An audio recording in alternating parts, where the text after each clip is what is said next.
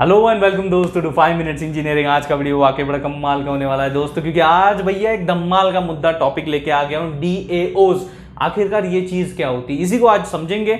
As usual आपका कम से कम समझ लूंगा, अपनी तरफ से ज्यादा कंटेंट डिलीवर करने की कोशिश मेरी इस वीडियो में रहने वाली। तो भाई साहब देखो, मुद्दा बड़ा सिंपल सा है। DAOs ये जो है भैया 3 शब्दों से मिलकर इसका फुल फॉर्म तैयार होता है। तो वो जो 3 शब्द है वो मैंने यहाँ पे लिख दिए हैं।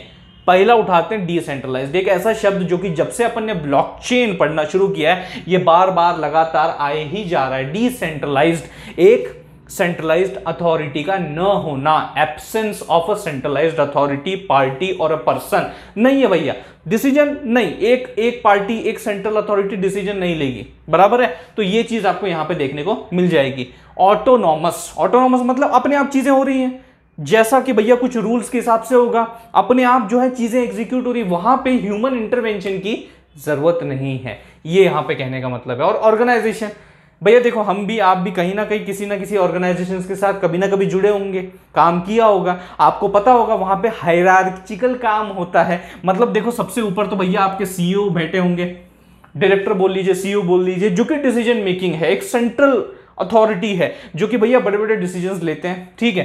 उसके बाद भैया इनके अंडर जो है बहुत सारे आप हेड्स पकड़ लीजिए, या फिर जिनको अपन बड़े प्यार से मैनेजर बोलते हैं वो मैनेजर पकड़ लीजिए। और फिर यहाँ पे इनके कंट्रोल में बहुत सारे और इंप्लॉय जो होते हैं अपने, ये यहाँ पे मौजूद होंगे, बहुत सारे।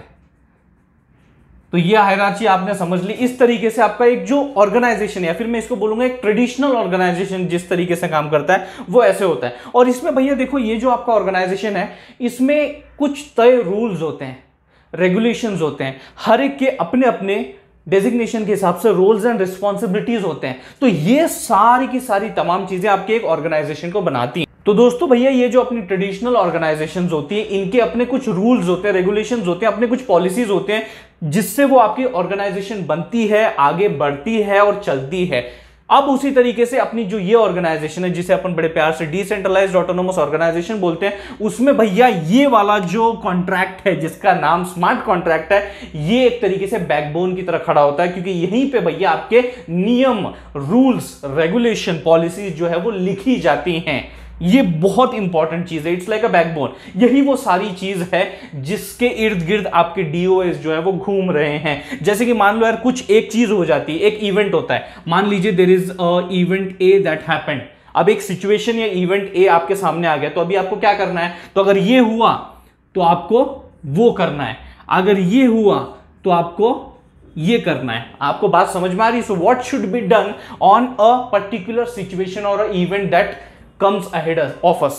तो भैया ये करो, अगर इवेंट A आता है तो टास्क X परफॉर्म करो, इवेंट B आता है तो टास्क Y परफॉर्म करो। तो इस तरीके से जो है आपके स्मार्ट कॉन्ट्रैक्ट्स यानी कि क्या प्रोग्राम्स ही हैं, तो वो जो प्रोग्राम है वो इस तरीके से किया जाता है। कुछ रूल्स जो है वो इस तरीके से डिफाइन किए जाते हैं, नियम जो है वो इस तरीके से डिफाइन किए जाते हैं। इफ एल्स, अगर ये तो क्या, अगर ये तो क्या, इस तरीके से सारी जो नियमावली है वो आपके स्मार्ट कॉन्ट्रैक्ट्स में लिखी जाती है और एग्जीक्यूट किया जाता है ऑटोनॉमस तरीके से, ऑटोनॉमस अपने आप। यहां पे ह्यूमन इंटरवेंशन की आपको जरूरत नहीं पड़ेगी। एक और चीज, जैसे यहां पे आप देख सकते हैं नो CEOs, ओके, तो मतलब यहीं से पत्ता कट कर दो। यहां पे आपको DOS में CEOs की जरूरत ही नहीं है, CXOs जिसे अपन बोलते हैं, ओके, उनकी आपको यहां पे जरूरत ही नहीं है, कोई सेंट्रल अथॉरिटी की जरूरत ही आपको यहां पे नहीं है। तो होता क्या है यहां पे?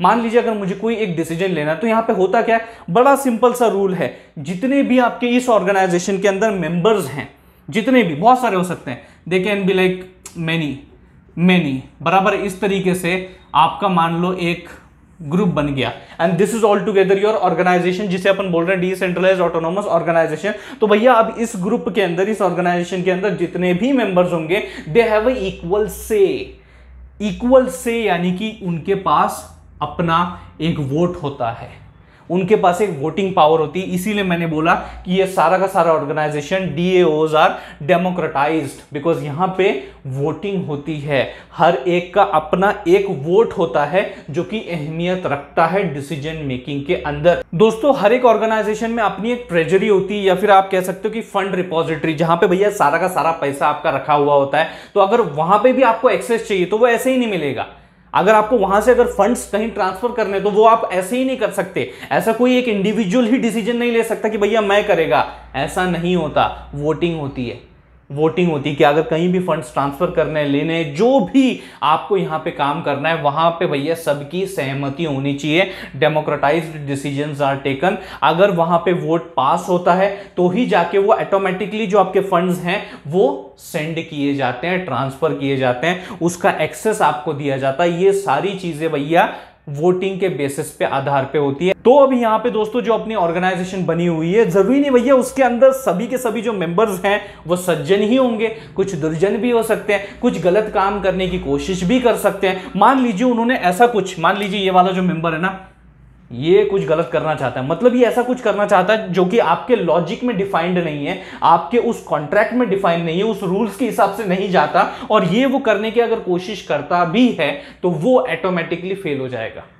ये कमाल है यहां पे आपको जो देखना है स्मार्ट कॉन्ट्रैक्ट्स का, when they are executed on this respective DAOs. एक लास्ट पॉइंट जो मैं इस वीडियो में ऐड करना चाहूंगा, बट वेरी इंपॉर्टेंट, कि भैया अपनी जो ट्रेडिशनल ऑर्गेनाइजेशंस होती हैं उसमें आपने देखा होगा कि जो वो डिसीजंस होते हैं वो इंटरनल डिसीजंस होते हैं, उनको पब्लिक नहीं किया जाता, या फिर अगर किया भी जाता है तो बहुत ही लिमिटेड मैनर में भैया इंफॉर्मेशन आपके उस ऑर्गेनाइजेशन के बाहर निकल पाती है। बराबर है? तो मतलब यानी कि सब चीजें पब्लिक नहीं होती। बट यहां पे अगर आप देखोगे डीएओज में देखोगे तो everything is fully public for everyone. तो ये चीज आपको यहां पे समझनी है कि everything is transparent and fully public. ये सबसे बड़ा डिफरेंस है जो कि आपको यहां पे और यहां पे इनके बीच में देखने को मिल जाएगा। तो आई होप दोस्तों इस वीडियो के जरिए आपको भैया डिसेंट्रलाइज्ड ऑटोनोमस ऑर्गेनाइजेशंस क्या होते हैं वो समझ में आ गया होगा। अगर आ गया होगा तो इस वीडियो को लाइक कर दीजिए, उससे भी ज्यादा इस वीडियो को शेयर कीजिए अपने सारे दोस्तों के साथ। थैंक्स अ लॉट दोस्तों फॉर वॉचिंग दिस वीडियो।